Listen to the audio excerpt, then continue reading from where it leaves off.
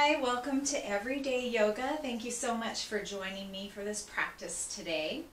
I did receive a couple of comments from people who have had knee injuries, hip injuries. My mom actually broke her toes. So sometimes there might be some difficulty getting down to the floor and then getting back up again if you do want to engage in a mat-based or floor practice. So let's go over how you can do that safely.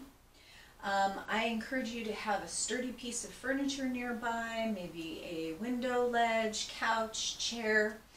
I don't have any chairs right now because we are in the midst of moving, so the closest thing I have is my nice sturdy yoga chair. So when you're starting a mat-based program, go ahead and bring your nice sturdy chair over to the mat. Make sure you're on a surface that's not slippery. Make sure you could even be wearing shoes if you need to, if you are on a slippery surface. And always, always, always ask your doctor or physical therapist before embarking on any kind of movement program how to do it safely for you. So today I've got my sturdy stool and a blanket set right in front of it, nice and folded up. If you don't have a blanket handy, you could always use a rolled up towel or a pillow or something like that. And I'm kind of scooched up to the edge of the chair here, as far forward as I can safely be. And take a moment to really embody yourself. I know for me, every time I hurt myself, it's because I'm not really paying attention and I'm just kind of moving toward where I want to go without thinking about engaging the strength of my body to get there. So think for a moment about engaging your strong muscles of the thighs, about keeping the knees firmly over the ankles, about drawing yourself up tall so that the back is strong. Maybe bring the navel in towards your spine so that you're using your core to help support the movement. So take a breath. Bring all those muscles on board.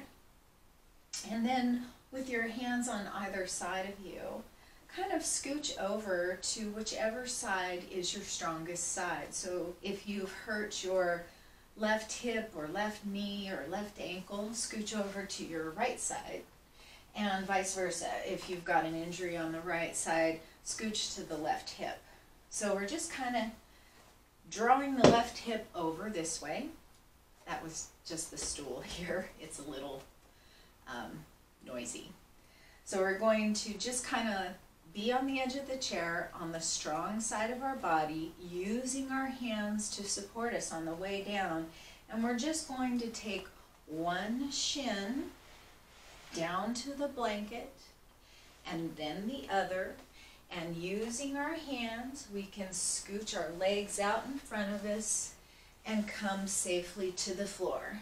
It probably doesn't look super pretty, but we're not going for looks here, people. We're going for function in this case. And this is really handy to have this little blanket here because this will allow us to have a little more height, a little more space in our hips, and a little more generosity in our movements. And when we're in this position, which is Dandasana in Sanskrit, which means staff pose, we can draw ourselves up long and again engage all of those muscles. The feet are flexed here, toes pointing towards the sky, which kind of engages those thigh muscles a little bit. We're drawing the spine up long, tucking the chin gently to keep the neck long, drawing the crown of the head towards the sky.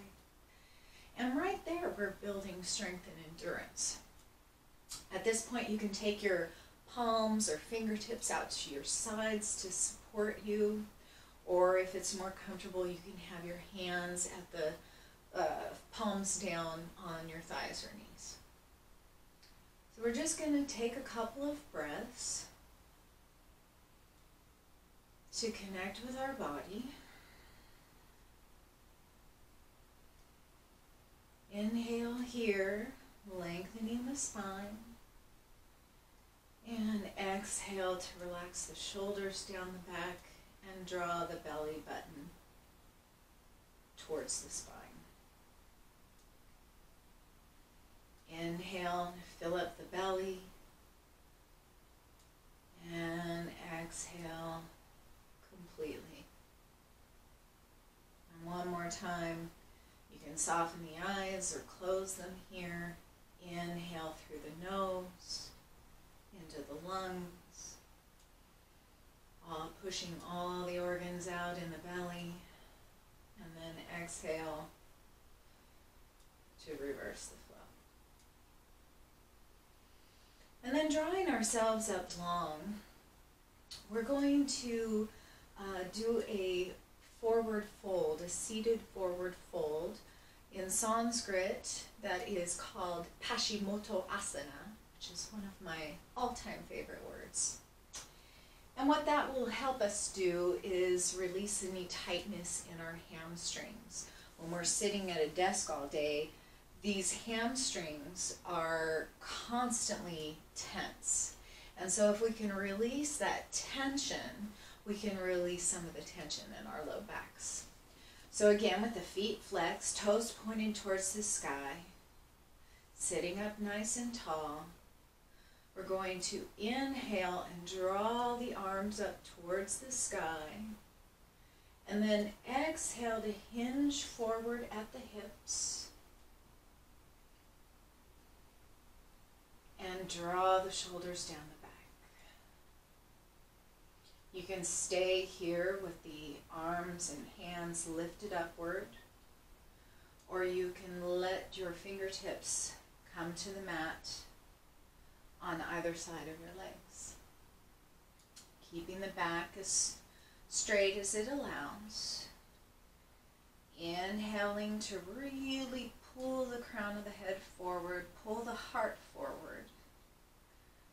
And exhale to relax the shoulder blades down the back. And you can stay here breathing. Or the next time you exhale, you can draw yourself a little bit closer to your thighs.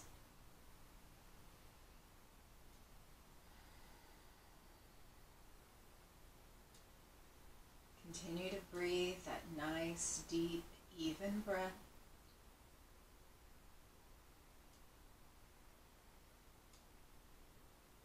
One more time, inhale here, and either stay or exhale to come any amount closer to the legs. As you inhale, think about how your legs feel. Think about how your calves feel, your hamstrings. Think about your low back, really drawing those shoulder blades down the back to keep the muscles nice and engaged and tapped in here. And then one more inhale to bring ourselves back up to a nice tall seat. Take an inhale here to roll the shoulders up, and exhale the shoulders back and down. And then we're going to bend the left knee and bring the sole of the left foot to the inside of the right thigh. And this is another good place to have another blanket or a cushion or a yoga block if the knee or thigh is not comfortable, or the hip coming out to the side here. You can bring a block in either the medium or low position, or tuck a pillow underneath the knee here to give it a little bit of support. And we're going to kind of orient our torsos so that we're directly facing over our right leg. Inhale here to lengthen the spine, and exhale to relax those shoulder blades. And then one more time, we're going to inhale the arms up and overhead. Wiggle those fingers. Exhale to draw the shoulder blades down the back. And then inhale to hinge forward over that right leg, keeping the right foot flexed and the toes pointed towards the sky. And either stay here with the arms raised or exhale to bring the hands down to the mat. Again, we're going to explore this pose to find what feels good in our own bodies. Inhaling to lengthen the spine and draw the heart and the crown forward. And exhaling to draw yourself any amount more closer to your straight right leg. Continuing to breathe those nice deep breaths. Explore the pose. Notice what you feel in your hips. Come a little closer when you feel a little more space in your hamstring. Notice what you feel in your calf. If your left knee is becoming bothered by this, or if the pose is uncomfortable for you, just come right back up to Dandasana pose, staff pose, with both legs out in front of you. One more time, inhale long, exhale to relax the shoulder blades down the back, and then inhale to draw yourself up to a seat. Straighten that left leg and shake it out a little bit, maybe windshield wiper those feet back and forth, and then we'll do the same thing on the right side.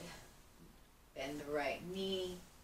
Draw the sole of the right foot to the inner left thigh. Make sure your right knee is comfortable with a block or pillow or some other kind of support underneath it if you like. Orient the torso so that it's right over that left leg. And inhale yourself tall. Exhale, relaxing those shoulders, opening the chest and relaxing the shoulders will help engage the muscles of the back to keep yourself supported. And then we'll inhale the hands back up to the sky. Exhale, plug those arm bones into the shoulder sockets. And then inhale to hinge forward at the hips over your straight left leg. Stay here if you like, or exhale those hands right down to the mat.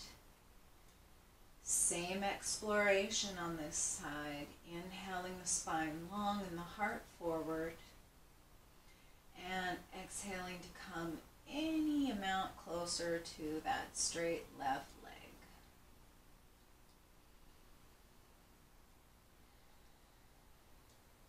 Breathe here, noticing what you feel, backing off if you feel like that's too much tension.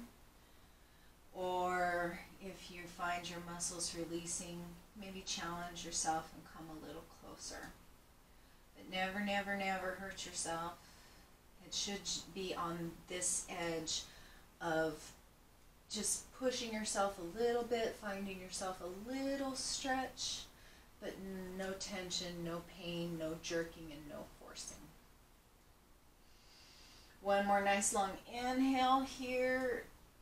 Exhale, relax those shoulders, and inhale to walk yourself back up to a seat. Straighten both legs, shake them out. Maybe move yourself a little closer to the edge of that blanket because we're going to take full Paschimottanasana one more time. See if you can't get just a smidgen closer to both legs now that we've had a chance to stretch out both sides. So inhale, arms out and up to the sky. Exhale, plugging those shoulders down, pulling the arm sockets into the shoulder sockets, or arm bones into the shoulder sockets. And then inhale, hinging forward at the hips, drawing the heart forward. Exhale, plugging those arm bones into the shoulder sockets to draw the blades down the back. And either rest the hands on the mat or keep them where they are. Explore Paschimotto Asana by inhaling to lengthen and exhaling to soften, coming any closer to your legs. Keep a soft bend in the knees so that you're not hyperextending here. And then at this point, you can go ahead and let the back round, let the head be heavy.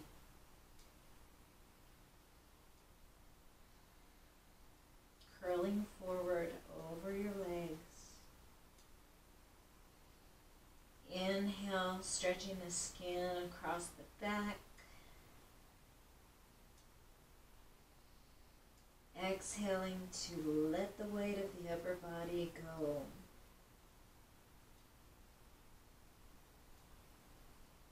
Release the weight of the head, let the neck be long.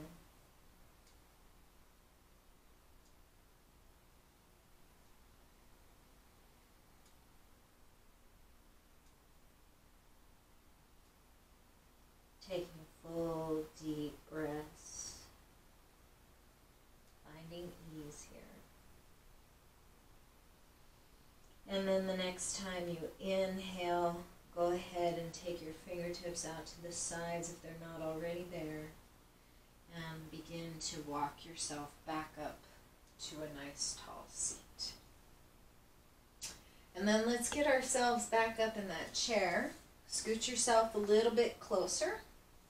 Again, using the strongest side of your body. Roll to that side gently and use both hands if available to support yourself as you roll to that hip. We're going to come back up to the strongest shin, and we're going to bring both heels of the hands back to the chair. Use our other foot to press into the earth, and then bring both feet up underneath you so that you can scoot yourself back up onto the chair. If that didn't really make sense to you, there are lots and lots and lots of other videos by chiropractors and physical therapists about how to safely get up and down from the floor. If you're prone to falling, there are a lot of videos too about how to safely get back up from a fall. So I encourage you to check those out. And if you don't like my yoga teaching style, I encourage you to find any teacher out there. There's lots of free ones, especially on YouTube. Find somebody that resonates with you, because I truly and strongly believe that a yoga practice can be a really great launching point to building resiliency, finding ease, finding a sense of peace. And I think we could all use a little bit more of that these days, or any days really, but seems like kind of these days more than others. So anyway, as always in yoga, we bring our hands up over our heads, draw the palms together and down to our heart center. We honor the light within each other, the same light that we both share, that we all share. A sense of community can bring us a sense of safety, and in these times where we can't be close to one another, it truly means a lot to me that you're joining us on these videos. If you found this to be helpful, I encourage you and invite you to share it with others. Otherwise, I wish you to be free from suffering. May you be healthy, may you be happy, and may you find joy and peace. Namaste.